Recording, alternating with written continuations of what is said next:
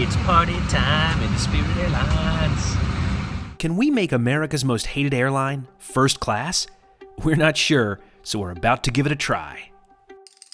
Hello, jet setters. We've come to Atlantic City, New Jersey to fly Spirit Airlines to Myrtle Beach, South Carolina. Can we make the experience first class? Join us to find out. Spirit Airlines is known far and wide as an ultimate low-cost carrier. Cheap fares, tiny seats, no frills. But we're going to see just how first class we could make the experience. Keep watching and let us know whether you'd call this a Spirit Airlines first class experience. We're slated to depart Atlantic City at 8:20 this morning. We'll fly for an hour and 15 minutes at 32,000 feet, covering 466 miles before touching down just before 10 a.m. But the cabin crew had other plans. There's no food on Spirit. So treat yourself to a meal in the airport beforehand. First class tip number 1. Airport restaurants fall into two broad categories. They're either really terrible or they're really good. There are not very many in the latter category, but thankfully, this one was. Breakfast hit the spot. But maybe more importantly, the coffee was just what we needed after a good time on the Atlantic City boardwalk. These cups are kind of fancy. I'm just gonna do this.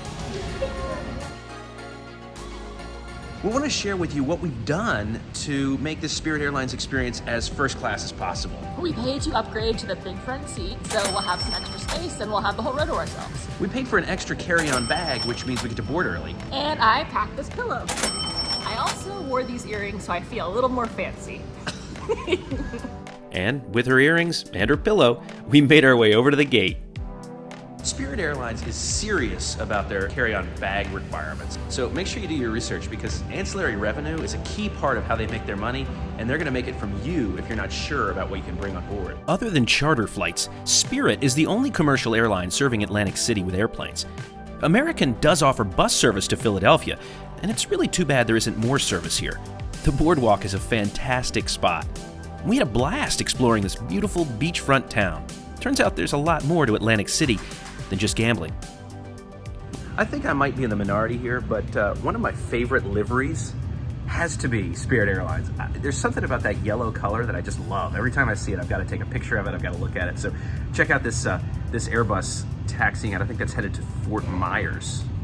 Say what you will about them. It's just a good looking airplane. I spotted our Airbus A319 that would take us all the way to Myrtle Beach today. So this is gonna be my first time flying Spirit Airlines, and all you hear about is how stressful and uncivilized the experience is. But I will say, being this early in the morning, it's not crowded here. We didn't wait in any lines. To make it feel a little more first class, fly in the morning. That's always great advice, really, in general. Airlines tend to run their operations a little more smoothly in the morning. So if you want to reduce your chance of delays, not eliminate them, but reduce your chance of delays, just fly in the morning. Words I'd live to regret. One thing that can affect you no matter the airline or the class of service you're in are delays, and it looks like we're facing one. Apparently there's a flight attendant who didn't show up, so we're waiting for her to get here in order for us to depart. Regardless, looks like we're going to face a little bit of a delay. Hopefully this works itself out, but you just never know. Today's flight is booked onto an Airbus A319, and you have to have one flight attendant for every 50 passengers. Spirit has 149 seats on their A319s. That means we need 3 flight attendants, and there are only 2 on board right now. So hopefully this third one shows up soon. And we did what tens of thousands of other Spirit Airlines passengers have done through the years. We waited out the delay. Good news is you can always find ways to pass time in an airport.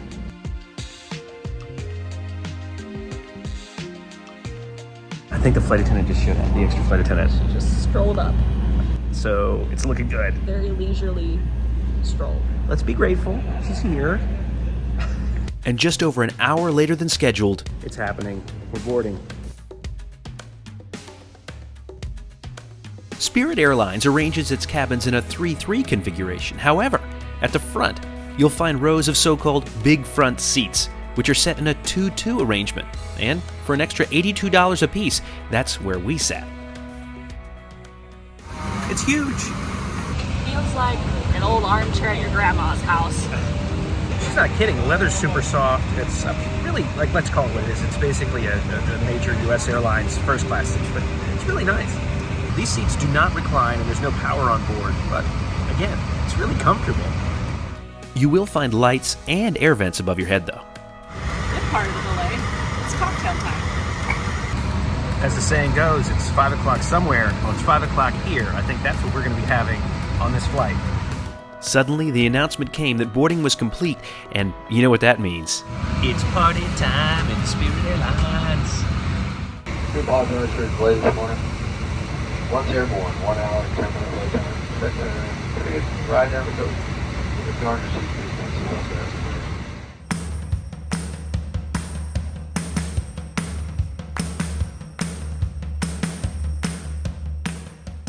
Wi-Fi was available for purchase, and I gave it a shot.